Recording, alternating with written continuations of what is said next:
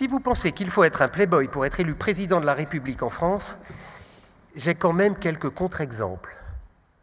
Voici la phrase qui te vaut, cher Édouard, le prix de l'humour politique 2023. Eh bien, ceux qui resteront jusqu'à 17h aujourd'hui constateront qu'il en va de même pour être président du CDSE, mais n'anticipons pas. Mon cher Édouard, aujourd'hui, tu es tout à la fois attendu en tant qu'ancien Premier ministre et maire du Havre, mais aussi, car se trouve dans la salle des habitués de la place Beauvau, en tant qu'ancien mais éphémère ministre de l'Intérieur. Quant à moi, j'accueille un ami dont j'ai pu éprouver déjà la fidélité marquée par ce dîner dont tu te souviens peut-être en tête-à-tête à Matignon, durant lequel nous échangeâmes nos boutons de manchette. Je n'ai pas regardé tes boutons de manchette tout à l'heure. Je t'offris les miens, en forme de locomotive, et tu m'offris les tiens, que je porte aujourd'hui et sur lesquels est inscrit « Je suis Premier ministre, fais-moi confiance ». En accueillant tout à l'heure ton prédécesseur à Matignon, Bernard Cazeneuve, j'aurais aussi une pensée pour ta grand-mère, qui te regarde sans doute. Et oui, car depuis que j'ai lu ton dernier livre, je sais que « Ne bougez pas, madame, il y en a un autre » est une phrase mythique chez les Philippe depuis que ta grand-mère accoucha de jumeaux. Alors, en fin de matinée, je rappellerai à nos invités de ne pas bouger, car après toi, il y en aura un autre Premier ministre. Pour l'heure, et sabre au clair, car tu as gardé ton âme de sous-lieutenant d'infanterie ? Non, d'artillerie, faute de goût. Je te laisse entre les mains de Chloé Triomphe et d'Alain Acco. À tout à l'heure.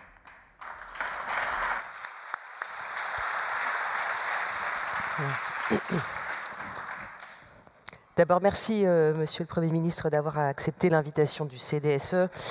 Et nous sommes très honorés de vous recevoir ce matin pour ouvrir donc les travaux de ce colloque. Le thème cette année, vous l'avez vu, guerre et paix économique, l'entreprise sur tous les fronts.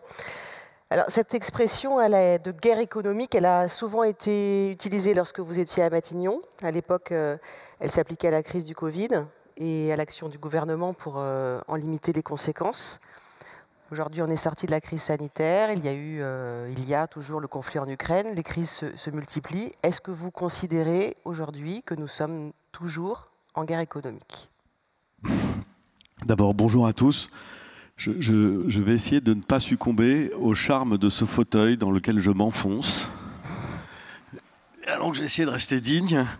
Et merci Stéphane pour cette invitation et merci à tous pour cet accueil.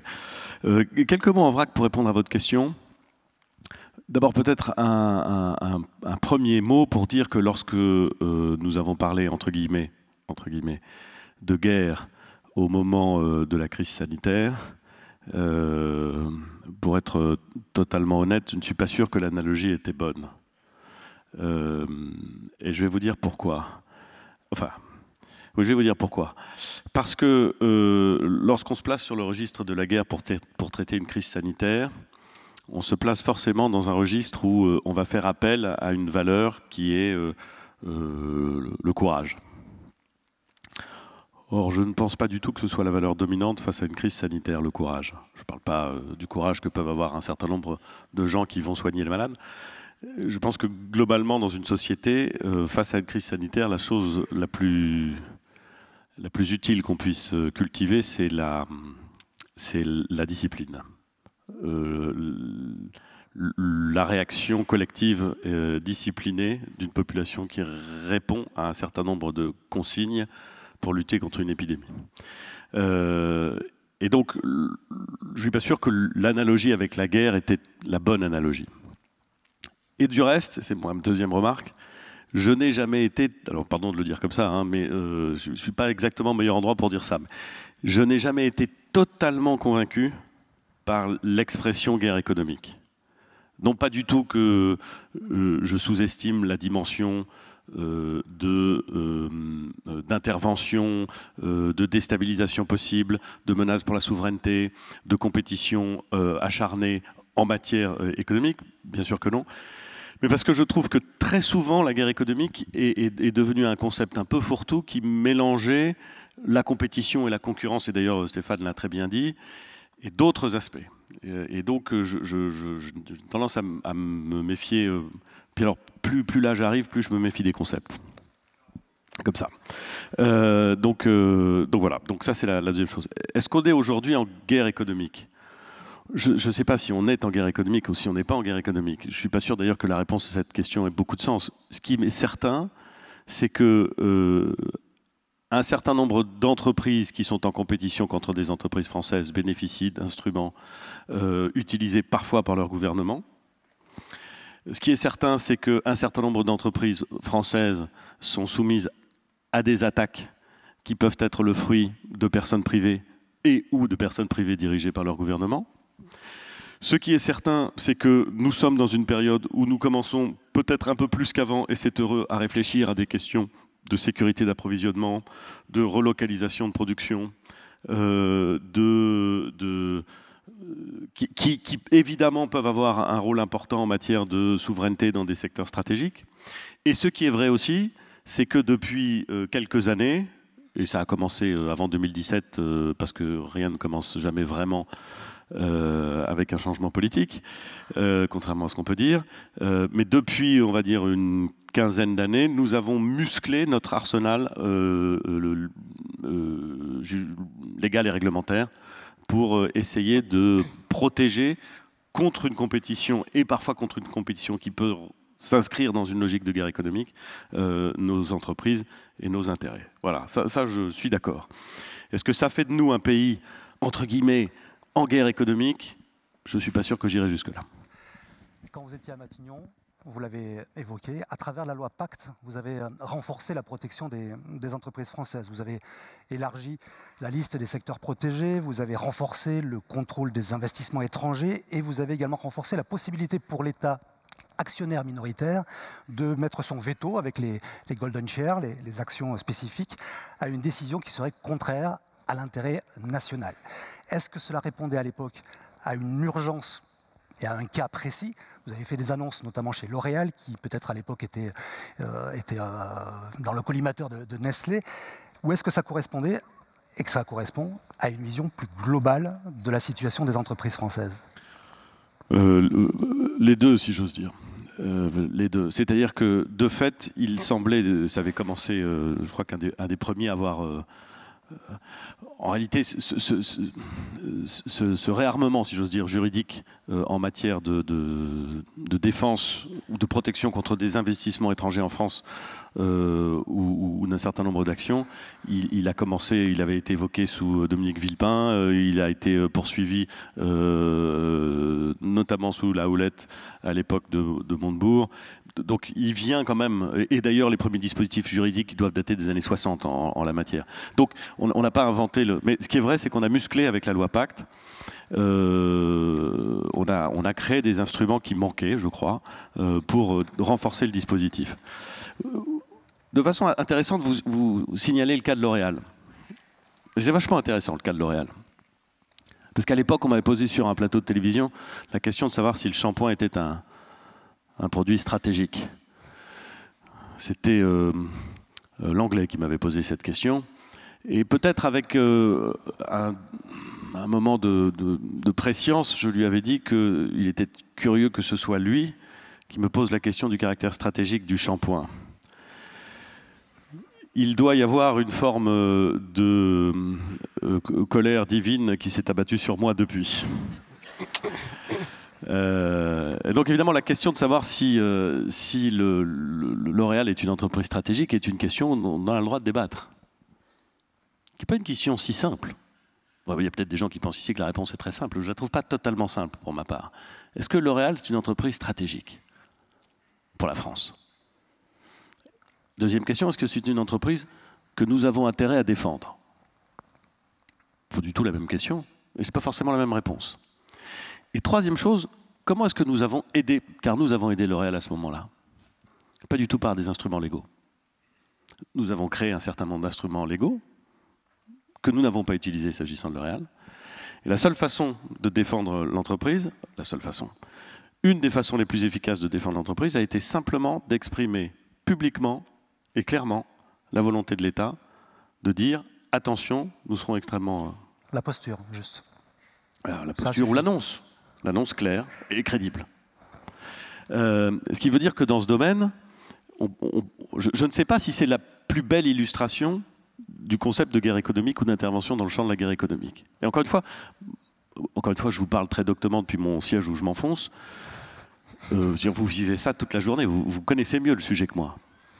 Vous le vivez en tout cas. Franchement, est-ce que L'Oréal c'est stratégique? Que ce soit important, j'ai pas de doute. Que ce soit magnifique, j'ai pas de doute non plus. Que ce soit profitable, j'ai vraiment aucun doute. Est-ce que c'est stratégique? Ça se discute. Ça se discute.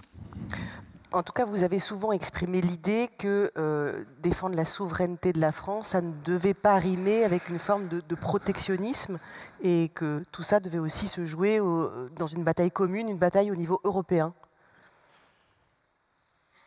Alors je ne doute pas qu'il y ait une partie, dès lors qu'on rentre dans des considérations de guerre économique, qui puisse relever de la défense des acteurs industriels français, et donc qui puisse relever d'éléments qui ne sont pas très loin du protectionnisme. C'est vrai. Et j'observe que d'ailleurs, de ce point de vue-là, en Europe, on est beaucoup moins malin et en tout cas beaucoup moins acharné qu'ailleurs. Pour prendre un exemple, le jour où les États-Unis ou la Chine achètent à des acteurs privés des supercalculateurs, je doute que leur premier réflexe ce soit d'acheter un supercalculateur européen. En revanche, quand l'Union européenne achète des supercalculateurs, elle prend bien soin d'en acheter au moins aux États-Unis.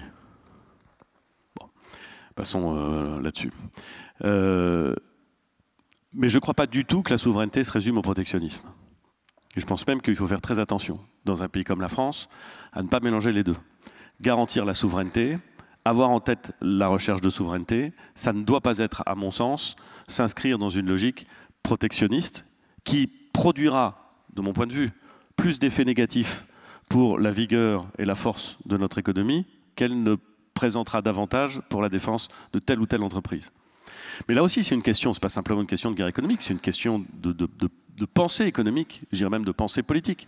Cette question sur le protectionnisme et la défense d'un certain nombre d'acteurs industriels ou sur le non-protectionnisme et le développement de l'économie est une question hyper ancienne. Je veux dire, depuis Méline, on se la pose. On n'a rien inventé. Ce que je trouve intéressant, c'est qu'aujourd'hui, on ne la pose plus véritablement en termes de théorie économique ou de pensée économique. Et je trouve ça très préoccupant. Dans le débat politique, je ne vois plus de débat très organisé sur l'intérêt ou non du protectionnisme ou l'intérêt ou non du libre-échange. Et enfin, voilà, je pourrais vous en parler plus longtemps, mais je trouve ça très inquiétant personnellement. Qu'il y ait un appauvrissement du débat public sur ces questions. Je trouve très net le débat, enfin on dirait l'appauvrissement du débat public, il n'est pas simplement là-dessus. C'est plus général. Mais là-dessus, ça me paraît très inquiétant. Et donc, de mon point de vue, il faut veiller à ce que la protection de la souveraineté, le souci de relocalisation, les inquiétudes que l'on peut se poser sur les chaînes d'approvisionnement, la défense d'un certain nombre d'acteurs industriels, y compris contre une compétition inégale ou faussée, ne soient pas des justifications systématiques à la construction d'un protectionnisme français qui me paraît totalement fou pour les intérêts de la France, ou même d'un protectionnisme européen qui me paraît dangereux. Et quand je dis ça, ne prenez pas ça pour un appel au libre-échange débridé. Je suis aussi conscient que l'Europe est bien trop souvent naïve. Mais je ne vois trop souvent l'appel au protectionnisme formulé par des gens qui raisonnent exclusivement en défensif.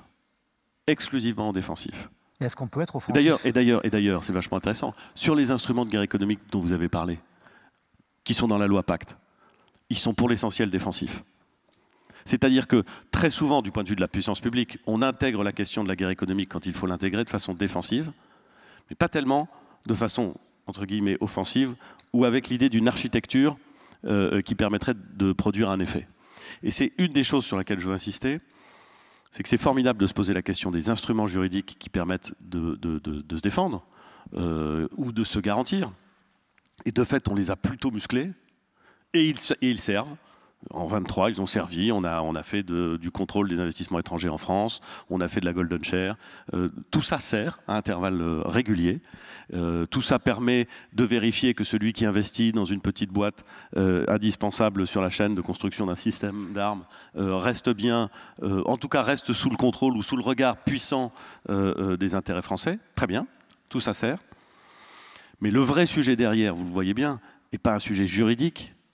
C'est pas seulement un sujet économique, c'est un sujet de qu'est-ce qu'on veut faire, quelle est la notion de souveraineté qu'on veut mettre en œuvre, quel est le plan qu'on veut développer, quels sont les choix qu'on fait. Quelle vision? Quelle vision, quelle stratégie. Et moi, ce qui me laisse un peu rêveur dans notre dispositif actuel, ça n'est pas l'absence d'instruments. Ils existent, est-ce qu'ils peuvent être améliorés sans doute, mais enfin, ils existent. C'est l'absence de stratégie. Ou c'est la difficulté à penser stratégique. Je voudrais vous en donner peut-être quelques exemples. Peut-être un exemple. Je mentionnais tout à l'heure l'existence des supercalculateurs, qui me fait assez naturellement penser à une entreprise que je connais bien, qui vit des moments difficiles, qui porte le nom d'un des mousquetaires, mais je ne dirai pas son nom.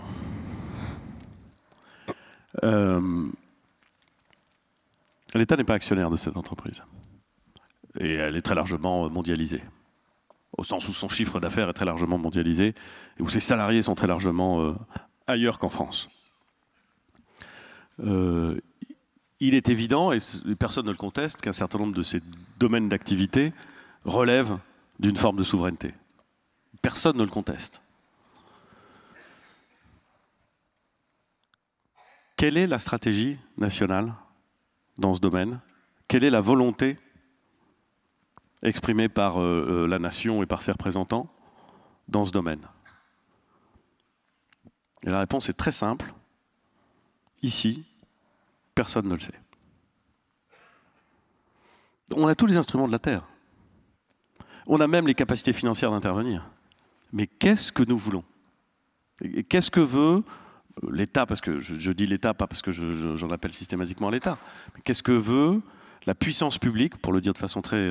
sur une entreprise de cette nature, dans cette circonstance? Est-ce qu'il y a des éléments de débat public ou des lignes directrices qui ont été formulées? Pour l'instant, je n'en ai pas vu. Maintenant, je regarde ça de très loin. J'ai plus d'intérêt direct dans cette affaire. Mais je trouve ça très intéressant. Autrement dit, c'est intéressant de penser au système d'armes, aux éléments de régulation économique, mais exactement comme en matière de défense, ça ne sont pas les armes qui définissent la stratégie. Si on n'a pas de stratégie, les armes me paraissent d'un intérêt relatif. Donc il faudrait que la stratégie publique soit plus clairement définie et exprimée, selon vous. Je pense que nous gagnerions, et de ce point de vue-là, vous jouez un rôle important, à forcer le débat public à s'intéresser à vos sujets, à contraindre la puissance publique à formuler un certain nombre de stratégies qui ne soient pas simplement des grands appels à la souveraineté, mais qui soient des moments où on exprime, s'agissant de sujets qui sont de la compétence de l'État, ou dans des champs qui ne relèvent pas strictement de la compétence de l'État, à formuler des positions pour pouvoir avancer. Je pense qu'il y a un défaut de débat public avant qu'il y ait un défaut d'instrument. Monsieur le Premier ministre, vous êtes aussi maire du Havre, premier port français, vous êtes donc un observateur. Et je voudrais que vous insistiez sur cette remarque, Le Havre, premier port français, parce que je suis certain qu'il y a des Marseillais dans cette salle. Et c'est très important qu'ils l'entendent de votre bouche. Vous êtes donc un observateur averti des problématiques sécuritaires qui concernent aussi Marseille, mais aussi des enjeux stratégiques des ports français ou européens, et donc de l'intérêt que leur portent de grandes puissances comme la Chine, qui a beaucoup investi ces dernières années, massivement investi pour la prise de contrôle, la prise de participation dans les ports européens. Est-ce qu'on est suffisamment conscient des enjeux qui se cachent derrière cette stratégie chinoise? Ben, vous voyez, c'est une bonne question, ça.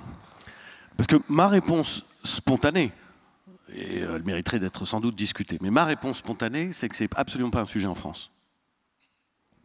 Ma réponse spontanée, c'est de dire que, compte tenu de la nature du droit qui s'applique dans les installations portuaires françaises, compte tenu du fait que les installations portuaires sont assez largement peu délocalisables. L'idée qu'il puisse y avoir des investissements, et y compris parfois des investissements chinois, dans les instruments de manutention ou dans les équipements portuaires, ne me paraît pas gravissime. Ne me paraît pas gravissime. Je ne parle pas de propriété des ports. Hein. Je ne parle même pas d'exploitation des ports.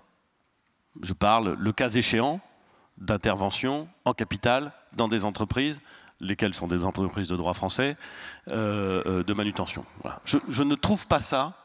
Je constate que les États du Golfe sont très largement actionnaires d'un certain nombre d'opérateurs de manutention portuaire en France.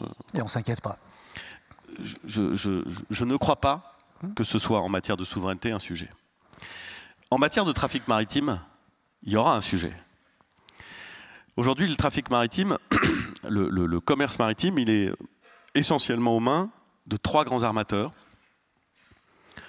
qui n'ont pas la totalité du marché, mais enfin qui ont une part déterminante du marché, qui se trouvent être 3 armateurs européens familiaux.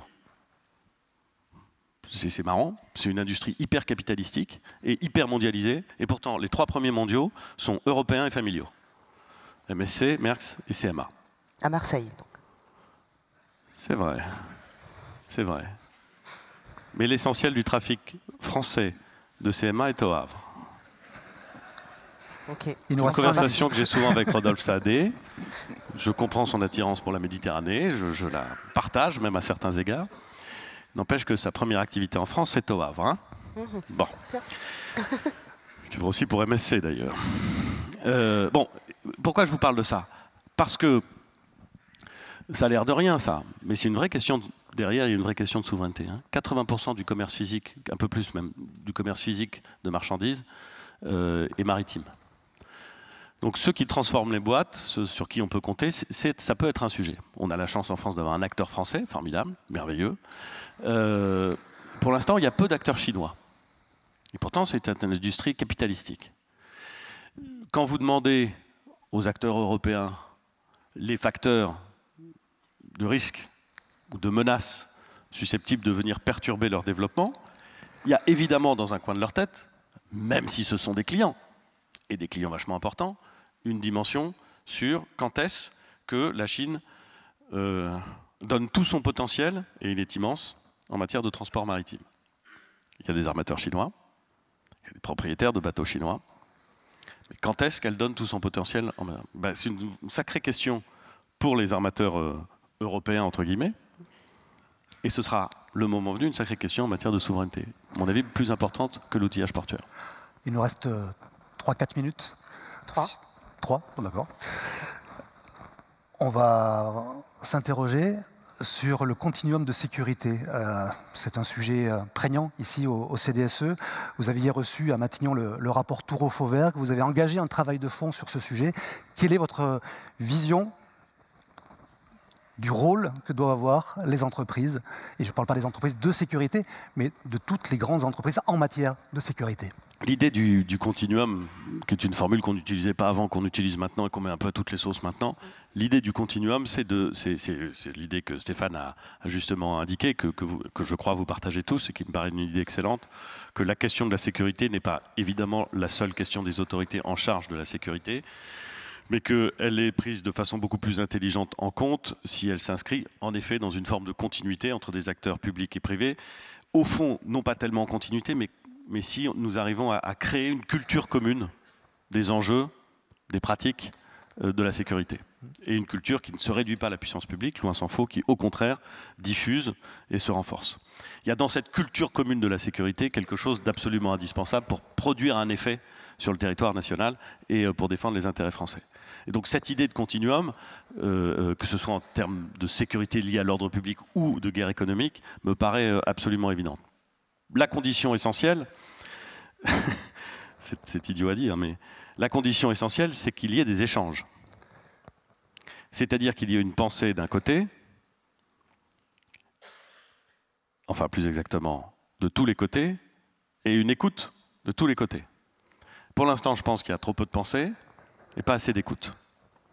Donc, de quel côté? On va dire dans l'ensemble du côté de la puissance publique. Trop peu de pensée, mais je dis pas ça en disant moi je sais ce qu'il faut faire. Hein. La pensée, c'est jamais un truc uniforme et univoque. Il y a trop peu de débats publics, il y a trop peu de réflexion collective, il y a trop peu de challenge même d'une certaine façon sur les enjeux liés à la sécurité. Donc je pense qu'il y a pas assez de pensée du côté de la puissance publique et certainement pas assez d'écoute sur ce que les professionnels qui ne sont pas les professionnels de la puissance publique, mais qui sont quand même des professionnels extrêmement compétents et extrêmement intéressés à la partie, sont capables de produire. Je pense que le continuum a été évoqué, c'est déjà un plus. Je ne suis pas sûr, je ne suis pas complètement certain qu'il soit suffisamment construit. Elle a encore un deuxième fois que vous fustigez un manque de pensée, de vision. Oui, mais en fait, c'est pas une très bonne idée. Il y a quelque chose qui peut sembler très arrogant à dire, à fustiger le manque de pensée. C'est pas exactement ce que je veux dire, parce qu'il y a de la pensée. Ce que je veux dire, c'est que le défaut de la puissance publique le plus criant aujourd'hui, et Dieu sait qu'il y en a un certain nombre, c'est la disparition de la pensée stratégique. Ça, c'est véritablement un sujet. C'est vrai en matière de culture économique, c'est vrai. Il y a une disparition de la pensée stratégique. Et je vois aujourd'hui, et c'est assez fascinant parce que normalement ça ne devrait pas être comme ça, je vois aujourd'hui des collectivités territoriales, des entreprises, des corps intermédiaires qui se soucient plus et qui produisent plus en matière de stratégie et de pensée stratégique que ce que la puissance publique produit et diffuse. Et c'est assez inquiétant. Et donc, je pense qu'en matière de guerre économique, en matière de sécurité, de continuum de sécurité, il y a, me semble-t-il, un défaut de structuration et de densité de la pensée stratégique. Il y a des gens qui s'expriment. Il y a des gens qui s'expriment, bien entendu. Il y a des gens qui donnent des directions. Évidemment, je ne méconnais pas et ils ont souvent raison. Mais il y a un défaut de densité de la pensée stratégique et de densité du débat sur la pensée stratégique. Et on le voit bien, le débat public, il est écrasé par l'immédiateté, il est écrasé par l'urgence, il est souvent écrasé par les postures, et tout ça, en général, interdit de penser. Donc c'est un problème. Vous avez certainement vu le président du MEDEF s'asseoir au premier rang de la salle. Il est en face de moi. Voilà. Monsieur le Premier ministre, pour faire la transition avec Patrick Martin qui va vous succéder dans ce fauteuil dans quelques minutes, quel message vous auriez à passer aux entreprises dans ce contexte économique actuel ? Un message assez simple et double. Le premier, c'est que le fondement d'une entreprise et son utilité la plus grande, c'est de se développer. Et donc, on peut demander plein de choses aux entreprises, mais d'abord et avant tout, on doit leur demander d'exister, de se développer, de gagner de l'argent, de faire en sorte d'innover. Voilà. Franchement, déjà en faisant ça, elles servent de façon signalée le pays et même d'une certaine façon l'humanité. Donc, si j'ose dire, la première chose qu'on doit leur demander, c'est de faire leur boulot et de continuer à créer de la richesse. Ça, c'est la première chose. Et la deuxième chose qu'on pourrait leur demander, en tout cas que je leur demanderai volontiers, un petit peu plus, c'est d'intervenir et d'une certaine façon de rehausser le niveau, par leur action et par leur production, de rehausser le niveau d'exigence en matière de pensée stratégique. Je pense que face à ce défaut actuel de notre débat public national et face à cette fragilité, on va dire, de la puissance publique, je ne trouverais pas absurde que les entreprises, individuellement, lorsqu'elles le peuvent, collectivement le plus possible, puissent forcer le débat public à revenir sur une forme de pensée stratégique. En vous disant ça, j'ai l'impression de parler de façon très générale et très théorique. Peut-être d'ailleurs est-ce que c'est le cas. Si c'est le cas, j'en suis désolé. Mais il n'y a aucune hypothèse où notre pays peut devenir plus fort s'il continue à se préoccuper des 3 semaines qui suivent ou des 6 mois. Aucune. On ne trouve pas les solutions et on ne construit pas la force d'une nation en se préoccupant du court terme. C'est pas vrai.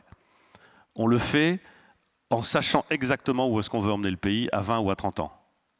Et ensuite, on peut s'inquiéter sur le court terme, et il faut d'ailleurs. Mais cette absence de défaut stratégique, elle nous condamne.